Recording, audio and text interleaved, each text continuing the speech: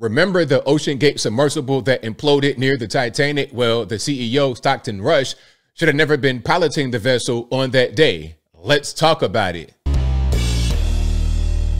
How's everybody doing? My name is Anthony Brian Logan, and today we got to talk about an OceanGate whistleblower who says the CEO, Stockton Rush, was unfit, ill-prepared, inexperienced to pilot the actual vessel. And his evidence for this is another collision that he had before the fatal one that not only took Stockton Rush's life, but I think 2 or 3 paying passengers. And before I go any further, may they rest in peace and prayers out to the family. Really sad situation. And if you don't recall what happened a while ago with the submersible, let me refresh you. Then we're going to get into testimony from whistleblower in court saying that this shouldn't have happened. Now, the submersible is this kind of improvised thing, okay? It's like a submarine, but it's not. It's a small vessel, and they had the video game controller. They had all kind of little rinky-dink ragtag stuff. It didn't look safe to me, but people said that it was cool, and they were paying big money. You had millionaires, billionaires perhaps on board just to be in this very small vessel and get an up-close look of the Titanic wreckage or whatever. Now, previously, he crashed or almost had a shipwreck of his own at the Andrea Doria off the coast of Massachusetts. Now, he was warned before he went down there with, by the way, again, paying passengers. He was warned, hey, man, it's not really right. You're not doing this right. He refused to listen to those who were advising him.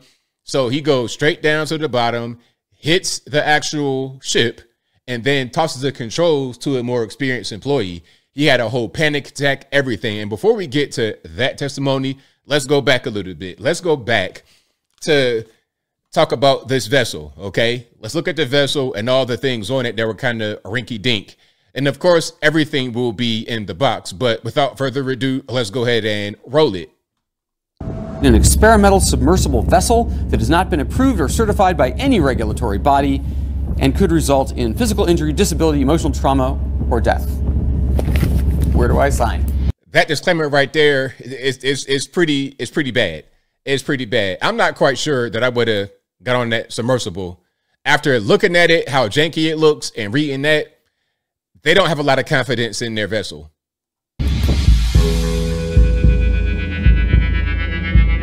And then the reporter is talking about how odd the vessel was. Beyond the waiver. We only have one button, that's it. It should be like an elevator. I couldn't help noticing how many pieces of this sub seemed improvised. We can use these off-the-shelf components. I got these from Camper World. We run the whole thing with this game controller. Man, look, it's ain't the time to be laughing, man. It's life or death because you're going down to that water. Listen, when you're down in the water in a submersible and it fails, you're toast, because if that vessel fails, you have no more protection, and that water pressure is like having 1,000 pounds of dirt on your chest.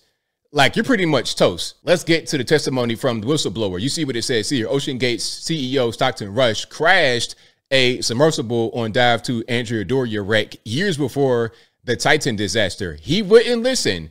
Okay, and this is a whistleblower. His name is David Lockridge. And he was speaking to the U.S. Coast Guard Marine Board of Investigation because they're trying to figure out, like, what's going on. Okay, what's going on? How did this happen? Why did this happen? Let's get down to the bottom of it. Let's go ahead and roll it. He took it down. I kept saying, please keep your distance. Don't tell me what to do. That was the conversation. He decided to go straight for the wreck. He had on sonar, clear sonar image. You could see the wreck, and boom. As I said, it's not very deep. Visibility's not excellent, but it was clear enough. Good ambient light that day, and he came straight down, hard on the bottom. No trimming, no ballast, nothing. Smash straight down on the bottom. Visibility went everywhere. You could see a silhouette, and it was the 2 clients that were sitting in the viewing dome right next to the acrylic. So it sounds like you have Stockton Rush. Maybe he's on board, or maybe he's recounting the story somebody else told him. I'm not quite sure. If y'all know if he was on board or someone else, you let me know in the comments. But at least Stockton Rush piloting, and then you have 2 paying passengers. And again, this is big money players on board. And they were like, oh my God, we are right on the wreck. So I said to Stockton, please, all stop. Stop telling me what to do. Stockton, all stop. We have to see what's going on here. We have to look at our surroundings, which is standard practice for any competent submersible pilot. So he blew air in the tank, and the ballast tank came off the bottom, motored full stick ahead.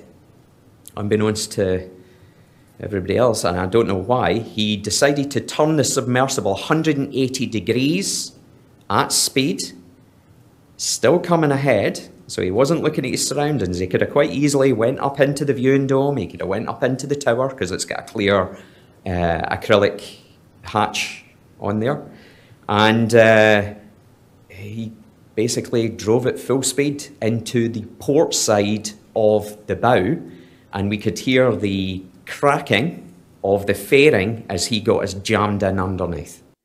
So yeah, that right there is not what you want to see. And again, when that happened, he had a panic attack, basically talking about air pressure and all kind of stuff. So Rush only agreed to hand over the controls. One of the paying customers shouted at him to stand down. So now the customers, people that are on board, are like, hey, man, like, what are we doing? What's going on? You're doing way too much. Finally, in a fit of frustration, Rush chucked the controller at Lockridge. Okay, so I guess it was Lockridge on board, and struck him on the side of the head. So he throws, listen, he throws the controller, boom, hit him right in the head. How old are we? Are we 60 or 16? What's going on? That guy should have never been behind the wheel of a submersible. You're talking about people's lives in jeopardy. I understand if it's just, you know, y'all just playing around in a safe environment. This is not a safe environment to do stuff like this. Okay. But anyway, Rush threw the controller so hard that one of the buttons flew off, which Lockridge reattached before safely raising the sub to surface within 10 to 15 minutes. It shouldn't have got to the stage it got to. If he in any way have behaved as any other sub pilot that I know, it wouldn't have happened. All of that commotion, all of that stuff that he was doing is probably why one of the paying passengers said, hey, man, I need you to step down and let him take over.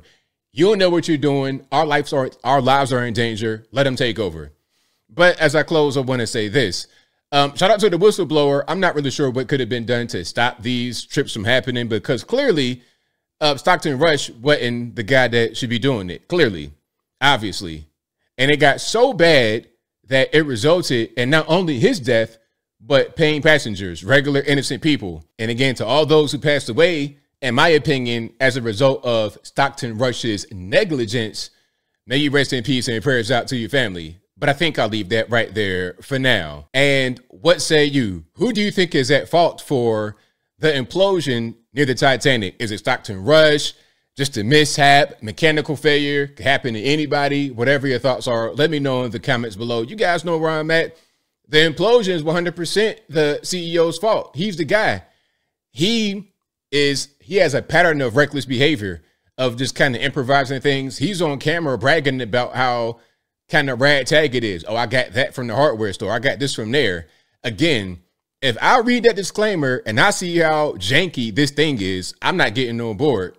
And then listen, if let's say I was a guy that was interested in going down and seeing some wreckage in a submersible, and I got the money to pay for it, and I know the people that went on board when he crashed into the Andrea Doria, if I hear that story, I am not getting on board. I am not getting on board. Never. And I definitely wouldn't pay $1 to get on board with this man who has my life in his hands and is reckless at best. Thank God for the other pilot, for David Lockridge, being there, because if he wasn't there, they might have died right there, and they wouldn't have made it to the Titanic to get crushed like a tin can. But whatever your thoughts are, please let me know in the comments below. And that is all I got to say for this video. If you like what you heard, please comment, rate, share, and subscribe. Peace.